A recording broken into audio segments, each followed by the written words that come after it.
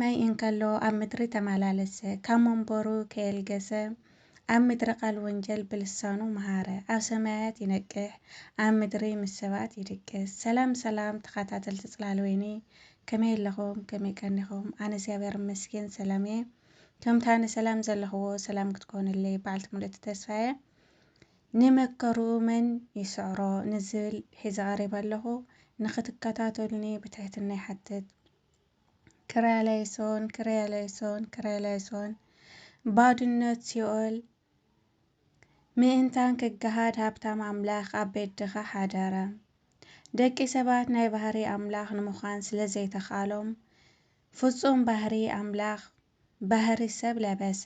ናይ 7 ዓመታት መጽናዕትን ተንኰልን ሰይጣን ኣብ ተመን ተሰዊሩ ንኣዳም ስለ ዘውደቆ ጥበብ ዲያብሎስ ኮንቱ ንኽገብር ፈጣሪ ነቲ ዝወደቐ ኣዳም ለቢሱ ክስዕሮ መጸ።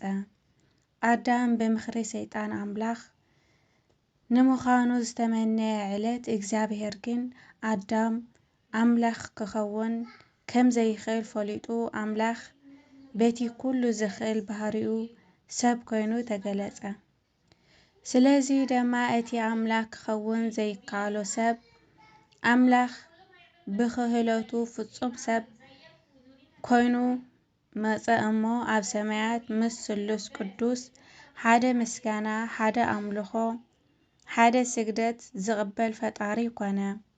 ኣብ ሰማያት እንከሎ ኣብ ምድሪ ተመላለሰ ካብ መንበሩ ከየልገሰ ኣብ ምድሪ ቃል ወንጀል ብልሳኑ መሃረ ኣብ ሰማያት ይነቅሕ ኣብ ምድሪ ምስ ሰባት ይድቅስ።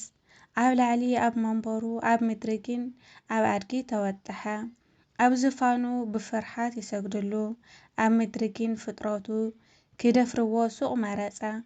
ኣሎ ዝበሃል መከራታት ብዙሕ መከራታት ተቐበለ። ኩላቶም ፍጥረታት ንዕኡ እንክርእዩ ዝንቀጥቀጡ ፈጣሪሲ ደቂ ሰባት ከጋፍዕዎን እንትፍ ክብሉልን ተራእየ። እቲ ሃብታም ባህሪ ከም ባህሪ ብስላሴ ከም ባርያ ብ30 ዲናር ብኣገልጋሊኡ ተሸጠ። ሕማማት ንኽሓውዩ እቲ ዘይሓምም ሓመመ። ቆስሊ ብዙሓት ንኸድህን ዘይቆስል ቆሰለ። ድኑሳት ንኸደልል ሓያል ኣምላኽ ተደነሰ። ግርፋቶም መሳኪን ደው ምእንታን ክብሉ እቲ ዘይግረፍ በተን ዝፈጠረ ንእዳው ተገረፈ። ደም ኣቤላውያን ምእንታን ዕረፍቲ ክረክብ ደሙ ብዘይ ዕረፍቲ ወሓዘ። ኣብ ሲኦል ንዝነብር ናይ ምስኪን ኣውያት ብዕልልታ ምእንታን ክትካእ ሰማያዊ ኣምላኽ ኣብ መስቀል ኮነ ብዓብዪ ድምፂ ገዓረ። ሰብ ሲኦል ናብ ሰማያት ምእንታን ክድይቡ እቲ ሰማያዊ ናብ ሲኦል ወረደ። ሰንሰለት እቲ ሓያል ምእንታን ክበጣጠስ ብመስመር ፍጡራን ኣብ መስቀል ተሰቐለ። ኣይ እቲ ናይ ሲኦል ጅግና ዝበሃል ዝነበረሲ ለካ ሓያል ረኸበ። ታ ዘይትድፈር መንግስቱ ደፊሩ ዝበርበራ ሓያል ንጉስ ካብ ድንግል ተረኸበ። ንኣዳም ናብ ሲኦል ሒዛቶ ዝኸደት ሄዋንሲ ከመይ ኢላ ደኣ ድንግል ካብ ሲኦል ሒዝዎም ዝወፅእ ዘለኣለማዊ ኣዳም ወለደት። ደጊም ሄዋን ኣብ ሲኦል ኮይና ትውቀሰሉ ዝነበረ ዘመን ብምስጋና ድንግል ተተኪኡ እዩ። ብሰንኪኺ ተባሂላ ትርገም ዝነበረት ሄዋን ሳላኺ ተባሂላ ትምስገን። ዳግማዊት ሄዋን ተረኺባላ እሞ ንምስግና። ሄዋን ካብ ምድሪ ከይሲ ሰማያ ዕፀ በለስ ተዘይትቕንጥብ እዚ ኩሉ ውርደት ኣይመመፀን። ድንግል ድማ ምስጋናን ብስራትን ቅዱስ ገብርኤል ሰሚዓ ተዘይትጸንስ ኣብዚ ዳግማዋይ ዕፀ መስቀል ተሰቒሉ ዘድሓነና ፈጣሪ ኣይመተረኸበን።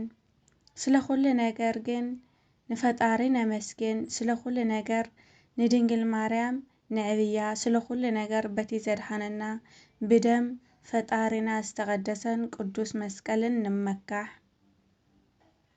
ዓርቢ ስቕለት ጎይታናን መድሓኒናን ኢየሱስ ክርስቶስ ንዓና ክብል ዝረኸቦም መከራታት ብዙሕ እዮም። ብዕለት ዓርቢ ከም መልክዕና ብምስልና ሰብ ንፍጠር ዘፍጥረት 1:26 ኣብ ዝበለሎ ኣቦና ኣዳም ተፈጠረ። ድሕሪ 7 ዓመት ከዓ በዛ ዕለት እዚኣ ትእዛዝ ጥሒሱ ካብ ገነት ተባረረ። ነዚ ክሒሱ ንምምላስ ከዓ ጎይታና በዚ ዕለት እዚ ኣብ መስቀል ተሰቒሉ 13 ሕማማት መስቀል ከዓ ተቐበለ። ኣኽሊል እሾኽ 1 ርእሱ ዝሃረምዎ፣ ገጹ ዝጸፍዕዎ፣ ኣእዳዉ ንድሕሪት ዝኣሰርዎ፣ ብገመድ ዝጎተትዎ፣ መሪር ሓሞት ዘስተይዎ፣ መስቀል ዝጸሮ፣ ዝባኑ ዝተገረፎ፣ መረቕ ጥፍጣፍ ዝተቐበሎ፣ ኣብ ማእኸል ኣይሁድ ዝተገፍዖ፣ ጥራይ ዕርቃኑ ምዃኑ፣ ጎኑ ዝተወግኦ፣ ብቕናውቲ ዝተወግኦ ሳዶር፣ አላዶር፣ ዶናት፣ ኣዴራ፣ ሮዳስ በዛ ዕለት እዚኣ እምበኣርሲ ኩሉ መከራ ናይ ጎይታ እናዘከርና ክንሓስባ ይግባእ። ብተወሳኺ በዛ ዕለት እዚኣ 7 ተኣምራት ተፈጺሞም እዮም። ፀሓይ ብርሃን ከለአት፣ ወርሒ ናብ ደም ተቐየረት፣ መጋረጃ ቤተ መቕደስ ተተርተረ፣ ከዋኽብቲ ረገፉ፣ ኣኻውሕ ተፈንጨሉ፣ መቃብራት ተኸፈቱ፣ ምኡታን ተንስኡ። ከምኡ ድማ በዛ ዕለት እዚኣ ጎይታና ኢየሱስ ክርስቶስ ኣብ መስቀል 7 ናይ ፍቕሪ ቃላት ተዛረበ። ኦ ኣቦይ ዝገብርዎ ይፈልጡን እዮም እሞ ኣይተሓዘሎም ይቕረበለሎም። ብሓቂ እብለካ ኣለኹ ሎሚ ኣብ ገነት ምሳይ ክትከወን ኢኻ። ሉቃስ 23:43 ኣቲ ሰበይቲ እንሆ ወድኺ እቲ ወደይ ኣታ ወደየ እንህት ኣደኻ ሄሎሄ ሄሎሄ ኣምላኸይ ኣምላኸይ ንምንታይ ሓደግካኒ። ማቴዎስ 27:43 ጸማእኹ ዮሐንስ 19:30 ኦ ኣቦይ ነፍሰይ ናባኻ ኣማዕቆባ ኣለኹ። ሉቃስ 23:46 ተፈጸመ። ዮሐንስ 19:30